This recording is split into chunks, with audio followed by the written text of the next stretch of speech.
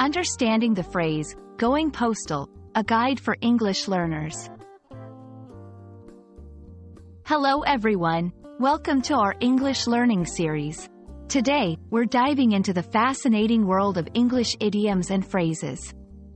We're going to explore the meaning, origin, and usage of the phrase, going postal. This phrase is a great example of how language evolves over time and reflects cultural and historical contexts. So, let's get started. Going postal is an American English idiom that refers to becoming extremely and uncontrollably angry, often to the point of violence, and usually in a workplace environment. This term gained popularity in the late 20th century and is often used in a colloquial and metaphorical sense. The phrase, going postal, originated in the United States in the 1990s. It was coined following a series of incidents where United States Postal Service, USPS, workers engaged in workplace violence.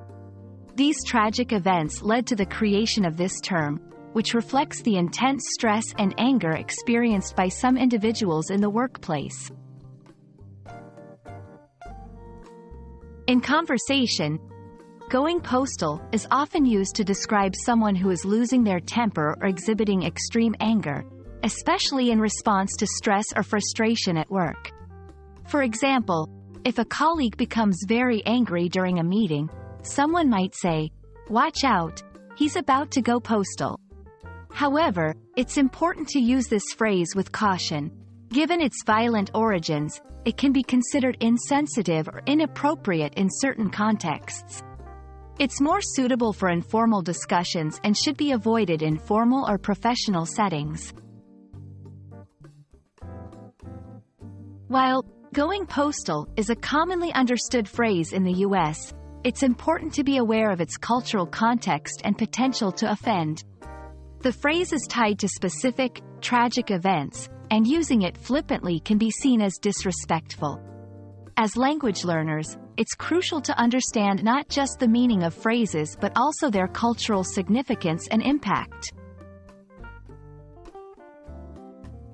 Thank you for joining us in exploring the phrase, going postal. We hope this video has helped you understand not just the literal meaning of the phrase, but also its cultural and historical background.